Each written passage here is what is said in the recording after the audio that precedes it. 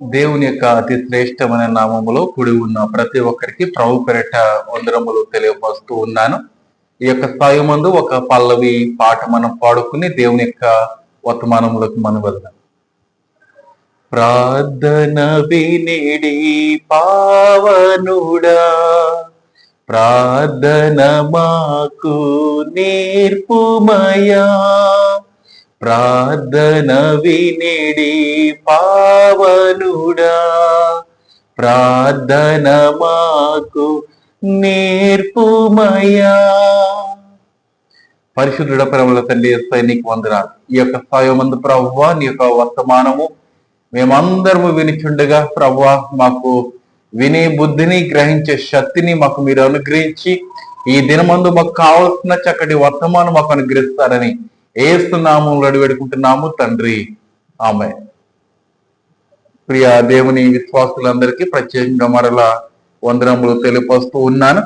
మరి గడిచిన శుక్రవారం నాడు సాయంత్రం పూట మరి నేను రాసిన పాట మరి ప్రోమో విడుదలయ్యిందండి.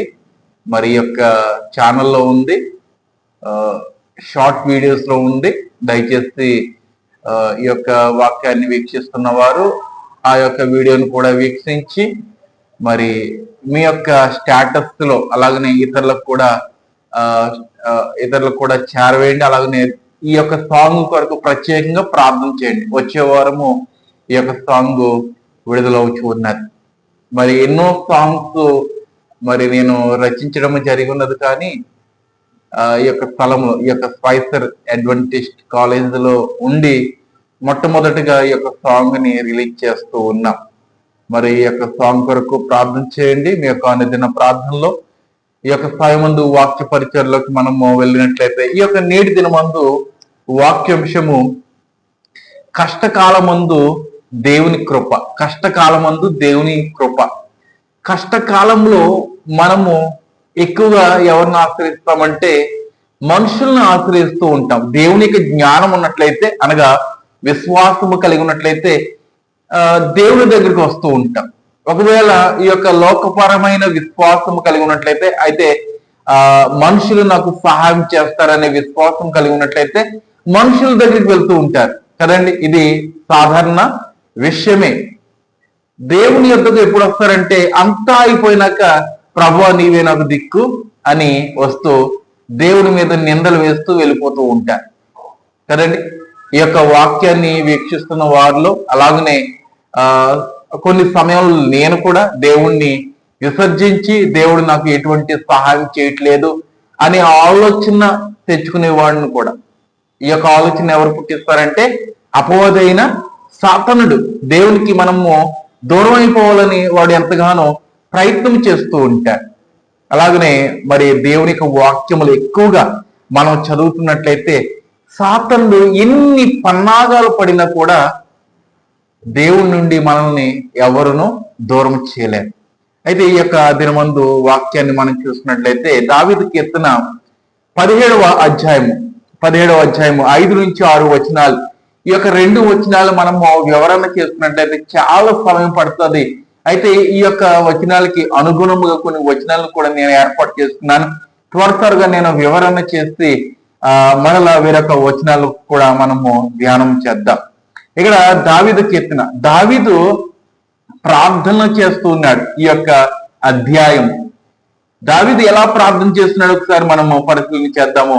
నీ మార్గముల యందున్న నడకలను స్థిరపరుచుకుని ఉన్నాను, నాకు కాలు జారలేదు.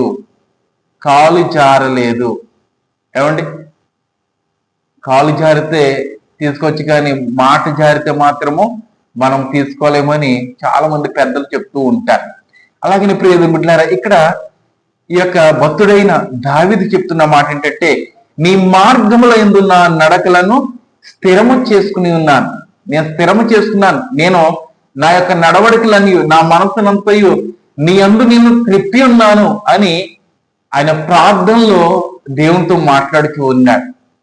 మన యొక్క ప్రార్థన ఎలా ఉంటుందంటే ప్రభువా నాకు ఇది కావాలి, ప్రభువా నాకు ఇది కావాలి, నాకు ఇది చేయాలి, నువ్వు నాకు ఇది చేసినట్లయితే నీ మందిరానికి నేను 1 డజన్ ఫ్యాన్లు ఇస్తాను, లేకపోతే ఒక 10,000 ఇస్తాను, 5,000 ఇస్తానని వాగ్దానాలు ఇచ్చేస్తూ ఉంటారు. ఏమండి, ఈ యొక్క వాగ్దానాలు ఇవ్వక మునిపే దేవుడు నిన్ను ఏం కోరుకుంటాడంటే నీ మనసును కోరుకుంటున్నాడు. శుద్ధ హృదయం కలిగి ఉండమని దేవుడు తెలియజేస్తున్నాడు. మనస్ఫూర్తిగా దేవుణ్ణి ఆరాధన చేస్తే నీకు కావలసినది దేవుడు నీకే ఇస్తాడు, నువ్వు అడగవసరం లేదు. ఏమండి, అయితే ఇక్కడ దావీదు భక్తుడు అంటున్నాడు, నీ మార్గముల యందు నా నడకలను స్థిరపరచుకుని ఉన్నాను, నాకు కాలు జారలేదు, నేను నీకు మొరపెట్టుకుని ఉన్నాను, దేవా నీవు నాకు ఉత్తరం ఇచ్చేదవు, నాకు చెవి యొగ్గి నా మాట ఆలకించుము, నా మాట ఆలకించుమని దావీదు భక్తుడు తెలియజేస్తున్నాడు. ఈ మాటలన్నీ దేవుని చెప్తున్నాడు, ప్రార్థనలో చెప్తున్నాడు. మరి దావీదు ప్రార్థన చేశాడంటే కొన్ని గంటల వరకు ప్రార్థన చేస్తాడు. అలాగనే సొలొమోను ప్రార్థన అంటే ఆయన కొన్ని గంటల వరకు దేవునికి మందిరంలో మోకరించి ఆయన ప్రార్థన చేసినట్లుగా మరి సమూయేలు గ్రంథము, రాజుల గ్రంథంలో మనము చూస్తూ ఉన్నాం. కనుక ప్రియమిత్రులారా, మన యొక్క ప్రార్థన కూడా ఎక్కువగా దేవునితోటి మాట్లాడే రీతిగా ఉండాలి. ప్రభువా నా ప్రార్థన ఆలకించు, ప్రభువా నా ప్రార్థన నీకు అంగీకారంగా ఉండేటట్టు చేయి ప్రభు అని మనము అడగాలి. మనము ఈ యొక్క ప్రార్థనలో మనం ఏం చేసుకుంటున్నామంటే మనల్ని హెచ్చించుకుంటున్నాము, దేవుణ్ణి తగ్గిస్తూ ఉన్నాము. ఈ యొక్క ప్రార్థనలో కూడా ప్రభువా నాకు అంత ఉన్నది, నన్ను కాపాడు. ఏమండి, ఈ బంగ్లా ఉన్నది కాపాడు, నా ఉద్యోగం ఉన్నది, నా ఉద్యోగం కాపాడు అని అడుగుతున్నాం. కానీ దేవా నాకు ఉద్యోగం నీవు ఇచ్చున్నావు కాబట్టి నేను ఎలా ప్రవర్తించాలో సమస్తము నా యొక్క జ్ఞానానికి నీవు దయచేయమని అడిగితే ఆయన సమస్తం ఆయన చూసుకుంటాడు. ఏమండి, దావీదు భక్తుడు తెలియజేస్తున్న మాట, నీ మార్గంలో నా నడకలను స్థిరపరచుకుని ఉన్నాను, నాకు కాలు జారలేదు. ఆయన మార్గములు అంటే దేవుని యొక్క ధర్మశాస్త్రము మొదటి అధ్యాయంలోనే ఉన్నది కదా. దేవుని ధర్మశాస్త్రము ఆనందంతో దీవారాత్రం ధ్యానించేవాడు ధన్యుడని. అయితే ఈ యొక్క దావీదు కూడా ధర్మశాస్త్రాన్ని దీవారాత్రంలో ఆయన ధ్యానం చేసేవాడు. ఈ రోజున దేవుని యొక్క వాక్యము మనము కొద్ది నిమిషాలు చదువుతుంటే మన కళ్ళు పనిచేయట్లేదండి. ఏమండి, మన కళ్ళు పనిచేయట్లేదు, లేకపోతే మనకి నిద్ర వచ్చేస్తున్నది, కొన్ని సాతాను బంధకాలు కూడా వచ్చేస్తూ ఉన్నాయి. మనం ఎప్పుడైతే బైబిల్ గ్రంథాన్ని మనము తెలుస్తూ ఉంటామో వెంటనే ఏదో ఒక పనులు, భార్య ద్వారా సాతానుడు వస్తాడు, లేకపోతే భర్త ద్వారా సాతానుడు వస్తాడు, లేకపోతే బిడ్డల ద్వారా సాతానుడు వస్తాడు. కొన్ని సమస్యల ద్వారా సాతానుడు వచ్చి గలిబిలి చేస్తూ నీ యొక్క ప్రవర్తన సరిగ్గా లేకుండా చేయాలని ఎంతగానో ఆశపడుతూ ఉంటాడు. ఈ యొక్క గ్రంథాన్ని చదివినట్లయితే నీ ప్రవర్తన, నీ కాలు, నీ మాట, నీ చూపు, నీ మనసు ఎలా ఉంటదంటే నిమ్మలముగా ఉంటది. దేవునికి మహిమ కలుగునుగా. అందుకనే ఈ గ్రంథాన్ని చదవకుండా ఆ సాతానుడు ఏం చేస్తున్నాడు, మిమ్మల్ని ఆటంకపరుస్తున్నాడు. మనకి ఎప్పుడైతే ఈ యొక్క ఆటంకములు వస్తాయో ఆ సమయంలో మనము బలము పొందుకోవాలి. ఎందుకంటే నేను దేవుని యొక్క వాక్యాన్ని చదువుతున్నాను, వెంటనే ఈ యొక్క ప్రక్రియ వచ్చిన్నది, ఇటువంటి క్రియ జరిగి ఉన్నది కాబట్టి ఇంకను నేను దేవుని యొక్క గ్రంథాన్ని నేను చదవాలి అని ఆలోచన కలిగి చదివినట్లయితే మరలా ఆ సాతానుడు నీ దగ్గర రాకుండా పారిపోతాడు. దేవునికి మహిమ కలుగుగా. దేవుని యొక్క వాక్యము ద్వారా మనం నింపబడినట్లయితే సాతానుడు మనలను ఏమీ చేయలేడు, ఏమీ చేయలేడు. అది మనం జ్ఞాపకం చేసుకోవాలి. ఇక్కడ యాకోబు పత్రికలో ఒకసారి మనం చదువుకున్నట్లయితే యాకోబు 5వ అధ్యాయము 16వ వాక్య భాగం ఒకసారి చదివి వినిపిస్తానండి. 16వ వచనము, మీ పాపములను ఒకరితోకడు ఒప్పుకునుడి, మీ స్వస్థత పొందినట్లు ఒకడు ప్రార్థన చేయుడి, నీతిమంతుని విజ్ఞాపన మనసు పూర్వకమైనదై బహుబలము గలదై ఉండును. దేవుని స్తోత్రము కలుగుగా. నీతిమంతుడి యొక్క ప్రార్థన బహుబలముగా ఉంటది, చాలా శక్తివంతముగా ఉంటది. ఏమండి, ఏలియా ప్రార్థించినప్పుడు వర్షము ఆగిపోయింది, ఏలియా ప్రార్థించినప్పుడు వర్షం వచ్చి ఉన్నది, ఏలియా ప్రార్థించినప్పుడు అక్కడ ఏర్పాటు చేసిన ఆ బలిపీఠము దేవుని యొక్క ఆజ్ఞ ద్వారా దహించబడి ఉన్నది. ఆ రీతిగా ప్రార్థన చేయాలి. ఈ రోజున మనకు ప్రార్థన సమయము చాలా తక్కువ అండి. ఎక్కువగా ఫోన్లో గడపమంటే, ఎక్కువగా ఈ యొక్క లోకపరమైన విషయాలు చెప్పుకోవడానికైతే మనకి సమయము చాలదు. ఇంకా సమయం వెళ్ళిపోతూ ఉంటది లోక విషయాలు చెప్పుకునేటప్పుడు, అలాగనే ఈ యొక్క మొబైల్స్ చూసేటప్పుడు. ఇవన్నీ ఎక్కువగా సమయాన్ని ఆక్రమిస్తూ ఉన్నది. దేవుని యొక్క ప్రార్థనలు మాత్రము కొద్ది సమయము దేవునికి ఇవ్వలేని స్థితిలో ఉంటూ ఉన్నాం ఈ నేటి క్రైస్తవ జనాంగం. ఎందుకనంటారు పూర్వంలో అయితే మన యొక్క తండ్రులు, మన యొక్క తల్లులు ఒకసారి చూస్తున్నట్లయితే, మా అమ్మమ్మ గారు ఉన్నారండి. మా అమ్మమ్మ గారు మోకరించారంటే ఎక్కువసేపు ప్రార్థనలు గడిపేది.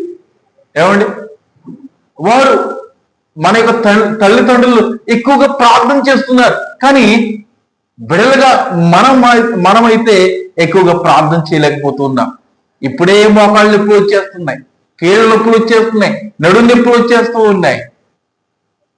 ప్రార్థన చేస్తేనండి నీ కీళ్ళ నొప్పులు ఉండవు. ఎప్పుడైతే నీ మోకాళ్ళు నల్లబడతాయో నీ ముఖము ప్రకాశవంతముగా ఉంటుందని ఒక భక్తుడు తెలియజేస్తూ ఉన్నాడు. నీ మోకాళ్ళు నల్లబడడం అంటే మోకరించి ప్రార్థన చేయాలి.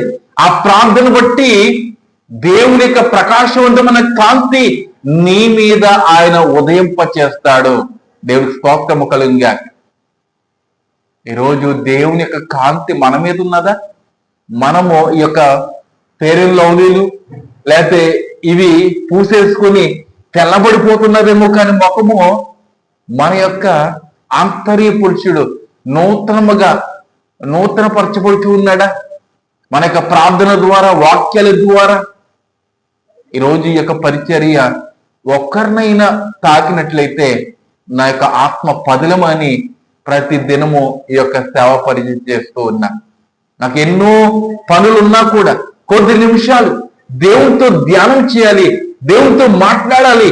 నాకు ఇచ్చిన మాటలు బట్టి ఇతరులతో కూడా నేను పంచుకోవాలని ఒక తృష్ణ కోరి ఉన్నాను. అటువంటి తృష్ణ మనందరికి ఉండాలండి, మనందరికి ఉండాలి. ఇక్కడ ఈ యొక్క వచనంలో 16వ వచనంలో, మీ పాపంలోను ఒకరితో ఒకడు ఒప్పుకునుడి. ఒకరినొకరితోటి ఒప్పుకోవాలి. ఈ యొక్క నేటి దినాల్లో ఒకరినొకరితో ఒప్పుకున్నట్లయితే ఆ పాపాలు ఏమవుతున్నాయంటే, ప్రార్థన పరులుగా ఉన్న వారితోటి ఆ పాపంలో ఒప్పుకుంటే సరే పర్లేదండి. లోకంలో ఉన్న వాడితోటి మన యొక్క పాపంలో ఒప్పుకున్నాం అనుకోండి, ఎటువంటి ప్రయోజనం లేదు. ప్రార్థనలో ఉన్నవాడు ఏం చేస్తాడు? మనకు పాపం బట్టి ఎత్తి పట్టుకుని ప్రార్థన చేస్తాడు. అయ్యా, ఇదిగో ఫలానా కిరణ్ గారు వారి యొక్క పాపములు నా ఎదుట చెప్పి ఉన్నారు కాబట్టి వారి కొరకు నేను ప్రార్థన చేస్తున్నాను. నీ వాక్యము చెప్పిన రీతిగా ఆయన నాతో చెప్పుకున్నాడు కాబట్టి ఆయన యొక్క పాపములు ఎత్తి పట్టుకుని నేను ప్రార్థన చేస్తున్నాను. ఆ పాపములన్నీ యేసు నామములో తొలగించునుగా కంటే తొలగిపోతాయి. లోకములో ఉన్నవాడికి చెప్పినట్లయితే నీ పాపములు ఏమవుతాయంటే విస్తరించబడతాయి. వాడు ఏం చేస్తాడు? వాళ్ళతోటి వీళ్ళతోటి లోకములో ఉన్న వాళ్ళతోటి పంచుకుని నిన్ను అవహేళన చేసే రీతిగా చేస్తూ ఉంటారు. అవహేళన పొందుకున్న తర్వాత సాతానుడు ఒక ఆలోచన అనేది పుట్టిస్తూ ఉంటాడు. గ్రామంలో నా పరువు అంతయు పోయింది, సంఘంలో అంతయు నా పరువు అంతయు పోయినది కాబట్టి నేను చచ్చిపోవడమే శరణం అనుకుని సాతానుడు ఆ రీతిగా ఆలోచన పెడుతూ ఉంటాడు. అందుకనే ప్రార్థన పూర్వకం కలిగిన ఆ వ్యక్తితోటి నీవు చెప్పుకోవాలి నీ యొక్క పాపములు. ఒక సేవకుడితో నీవు చెప్పుకోవాలి నీ యొక్క పాపములు. అప్పుడు అతను ఎత్తి పట్టుకొని నీ పాపముల కొరకు ఆయన ప్రార్థన చేస్తాడు. మీరు స్వస్థత పొందినట్లు ఒకరినొకడు ప్రార్థన చేయడి. స్వస్థత అంటే ఈ యొక్క శరీరం మీద ఉన్న గాయములు కాదు. స్వస్థత అంటే మన మనసుకు ఏర్పడి ఉన్న ఆ యొక్క మలినం, ఆ మలినము స్వస్థత పడాలి. దేవునికి స్తోత్రము కలుగునుగా. హృదయానికి పడిన ఆ యొక్క మలినము స్వస్థపడాలంటే ప్రార్థన చేయాలి. బలమైన ప్రార్థన చేయాలి. నీతిమంతుని ఒకరినొకడు ప్రార్థన చేయడి. నీతిమంతుని విజ్ఞాపన మనస్పూర్వకమైనదై బహుబలము గలదై ఉండును. నీతిమంతుడు ఎవరు? ప్రార్థన చేసేవాడే నీతిమంతుడు. ప్రార్థన చేసేవాడు నీతిమంతుడు కాబట్టి ఆ నీతిమంతుడి యొక్క ప్రార్థన ఎలా ఉంటుంది? బలము కలిగి ఉంటది, బలము కలిగి ఉంటది. మనకి కండలు అవసరం లేదండి, ఎవరిని గొప్ప ఎత్తు అవసరం లేదు. పొట్టువాళ్ళు కూడా దేవునికి సేవ చేస్తున్నారు, దేవునికి మహిమ కలిగి. బక్కవారు కూడా సేవ చేస్తూ ఉన్నారు, నోటి మాట రాని వారు కూడా ఈ యొక్క సేవ చేస్తున్నారు, అంగహీనత కలిగిన వారు కూడా సేవ చేస్తూ ఉన్నారు. నీకు అన్నీ ఉన్నాయి కానీ సేవ మాత్రము లేదు. అన్నీ ఉన్నాయి, సేవ లేదు. బలమైన ప్రార్థన ఉన్నదంటే ఆ ప్రార్థన కూడా లేదు. నీతో ఒకరు వచ్చి అయ్యా నా కొరకు ప్రార్థన చేయంటే నీలో బలమైన ప్రార్థన ఉన్నదని వారు గ్రహించున్నారని నమ్ము. కనుక ప్రియ బిడ్డలారా, మనము కష్టకాలంలో ఉన్నప్పుడు దేవుడు మన దగ్గరకు వచ్చి ఏమండి మన యొక్క కష్టం అంతా ఆయన తీరుస్తాడు, కేవలం మనం ప్రార్థన చేయడం బట్టి. ఏమండి కష్టకాలం ముందు దేవుని కృప, ఒక సేవకుడు పంపిస్తూ ఉంటారు, లేకపోతే ఒక సేవకుడు ఎత్తుపట్టి ప్రార్థన చేస్తూ ఉంటారు. ఆ ప్రార్థన బట్టి కష్టకాలం ముందు నీకు కృప కలుగుతూ ఉంటారు. దేవుడి యొక్క మాటలను దీవించి ఆశీర్వదించిన గాక ఆమేన్. పరిశుద్ధుడ ప్రేమల తండ్రి యేసయ్య నీకు వందనాలు. ఇదిగో ప్రభు యొక్క స్వామి మందు నీ వాక్యము ప్రభువా మేమందరం విని ఉన్నాం తండ్రి. కష్టకాలమందు ప్రభువా నీ కృప మాకు తోడుగా ఉంటారని మేము నమ్ముచూ ఉన్నాం.